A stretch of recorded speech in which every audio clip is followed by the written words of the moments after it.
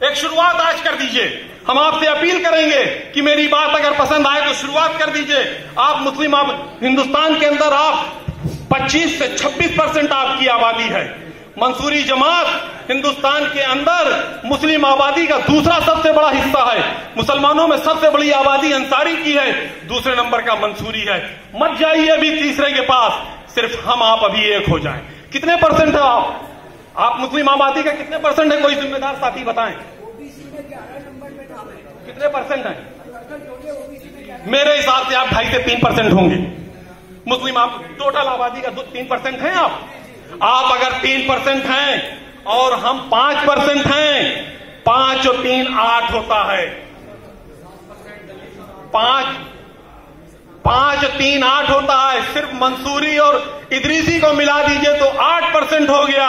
और 8% साथियों, यादव जाट इस मुल्क में 1% है, लोध 1% है, कुशवाहा 4% है, कुर्मी 6% है, पंडित 5% है, पासी 4% है। समाजवादी पार्टी में तमाम लोग हैं, हमारे टीटू भाई भी हैं, यादव 6% है। इन सारे जमात को जिनको मैंने गिनाया है, ये सारी जमात के लोग तादाद में हमसे कम हैं। ये तादाद में हमसे कम है, हम तादाद में इनसे ज्यादा हैं। इसलिए मांगना छोड़ दो। बहुत मांगा 70 बरस से। साथियों, कोई सुनने को तैयार नहीं, कोई वक्त नहीं दे सकता, तो आपको हक और हुकूक कैसे लेगा? इसलिए फैसला करना होगा। इस तरीके के कॉन्फ्रेंस में आप लोगों को, इस तरीके की कॉन्फ्रेंस में फैसला करना होगा कि या तो खेल बना लो अपना, या खेल बिगाड़ दो, या जीत लो या हार की वजह बन जाओ। अभी किसी एक विधानसभा की बात हुई है, मैं उस चेयरमैन को भी मुबारकबाद देता हूं जिनको टिकट नहीं मिला, वो चुनाव लड़के अकेले जीते। अभी पूर्वी पश्चिम उत्तर प्रदेश के एक विधानसभा की बात हुई है, वहां पे लगभग 35,000 इदरीसी बताए जा रहे थे। अभी लोनी मुरादाबाद में आप टिकट मांग रहे हैं, नहीं दे रहे, मत मांगिए आपकी टिकट विधानसभा में।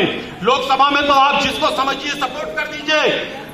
मंसूरी जमात ने भी ये फैसला लिया है जो मैं बताने जा रहा हूं। उस फैसले में आप मंथन कीजिए, सोचिए, विचारिए, मशवरा कीजिए। मशवरा करना सुन्नत है, आप मशवरा कीजिए और अगर मशवरे में सही बढ़ जाए तो आप हमारी बात से इत्तेफाक कर लीजिए। आप उत्तर प्रदेश के अंदर 5 सीटों की निशानदेही कर लीजिए। आप उत्तर प्रदेश के अंदर 5 सीटों की निशानदेही कर दीजिए जहां पे आपके वोट ज्यादा हैं। आप टिकट मांगेंगे, एक नहीं मिलेगा, और उन 5 सीटों पे किसी एक पार्टी को हराने की मुहिम छेड़ दीजिए। और साथियों, जब रिजल्ट आएगा और उस पार्टी के नेता को पता चलेगा कि हम 8,000 वोट से हार गए और इस विधानसभा के अंदर 15,000 इदरीसी थे, इदरीसियों ने हमको हराया है, तो पिछले चुनाव में हिस्सेदारी मिलेगी, इज्जत मिलेगी, आपको तेल लगा के आपको पटाने का काम करेंगे। इसलिए साथियों, मांगने के तरीके को हमको बदलना होगा। आपको या तो आप जीत लो या हार की आप वजह बनिए। हुकूमत साथियों बहुत बड़ी चीज होती है। हुकूमत, ये सब दूसरे लोग हम लोगों को क्या बताएंगे? हमें तो नबी करीम सल्लल्लाहु अलैहि वसल्लम ने बता दिया हुकूमत क्या चीज होती है। जब तक नबी करीम सल्लल्लाहु अलैहि वसल्लम ने दुनिया का सबसे बड़ा मूवमेंट चलाया, उनसे बड़ा मूवमेंट पूरे दुनिया में आज तक न चला है न चलेगा, जितना बड़ा मूवमेंट उन्होंने चलाया। 11 साल तक उस मूवमेंट में हुकूमत बहुत बड़ी चीज होती है, हक देती है, हुकूक देती है, इज्जत देती है, हिस्सेदारी देती है, बहुत बड़ी चीज होती है हुकूमत। उस हुकूमत में शामिल क्यों होना चाहिए? नासमझी से, नादानी से, उर्दू के अखबार को इधर उधर पलटने से, चाय की होटलों पे बहस करने से साथियों बात बनने वाली नहीं। हुकूमत बड़ी चीज होती है। नबी करीम सल्लल्लाहु अलैहि वसल्लम 11 साल तक नबूवत आ चुकी थी, सब कुछ आपके पास हो गया था, मगर ईमान वाले 100 से ऊपर नहीं हो पाए थे।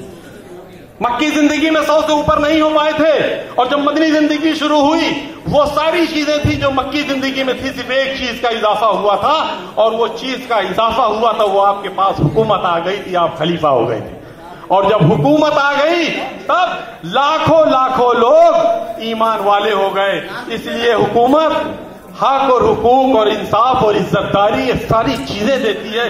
इसलिए हुकूमत पे कब्जा तो नहीं कर सकते, मगर हुकूमत में हिस्सेदारी करो। जब हुकूमत में साथियों आपकी हिस्सेदारी होगी तो आपको हक और हुकूक और इंसाफ, ये सारी चीजें मिलेंगी।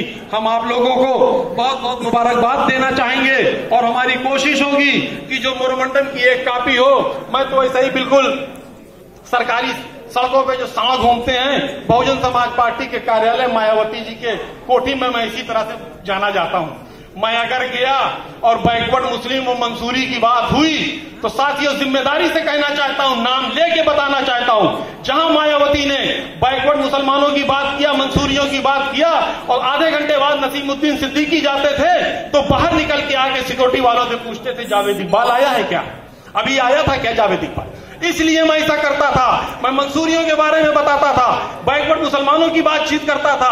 आज हम दूसरों से बहुत पीछे हैं साथियों। हक और हुकूक इंसाफ तो दूर की बात है, आपकी जमात का गांव का जो सबसे पीछे आदमी खड़ा है, जो यहां तक आ भी नहीं सकता था, उसने क्या सोचा होगा, क्या उम्मीद होगी उसको कि आज ये लोग जा रहे हैं, ये लोग मामले को बना देंगे, हमारा बाबू नौकरी पा जाएगा, हमारा बाबू किसी लायक हो जाएगा, अब हम भी इज्जत से जिएंगे। जमात के पीछे खड़ा हुआ सीधा साधा नादान इदरीसी तरह तरह की चीजें सोचता है। हम उसकी सारी चीजों को नहीं पूरी कर सकते, मगर बावकार जीने के लिए उसको हम इज्जत दिला सकते हैं, हक और हुकूक और इंसाफ दिला सकते हैं। इसलिए साथियों मुत्तहिद होना पड़ेगा। और इस तरह के प्रोग्राम जहां भी हों, मैं किसी बुराई के नजरिए बाखुदा नहीं कह रहा हूं, मैं आपको अपना समझ रहा हूं। आपका खादिम था, हमारे पुरखे आपके खादिम थे। शहीद अब्दुल हमीद साहब की गाड़ी हमारे पुरखों ने चलाई, तो जब आप हमारे पुरखे आपके खादिम थे, इसलिए मुझे मौका मिला, आपके सदर मुझे दावत देने आए, तो मैंने कहा कि पुरखों की बात को आगे बढ़ाया जाए और इनकी भी खिदमत की जाए। इनको दूसरे दिन मैंने अपने घर पे बुलाया और इन्होंने मेरे दस्तरखान की इज्जत अफजाई दी।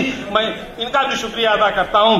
साथियों इस मौके पे अहद करना होगा और एक नए तरीके से हम लोगों को काम करना होगा। जहां जरूरत पड़े, मैंने आप लोगों से जिम्मेदार आपके साथियों से बात किया, हमें लास्ट टाइम दावत मिली थी, अब इस तरह के प्रोग्राम कहीं भी आपके ऑल इंडिया लेवल का प्रोग्राम, स्टेट लेवल का प्रोग्राम कहीं भी हो, आप बता दीजिए, वहां मंसूरी भी पहुंचेगा।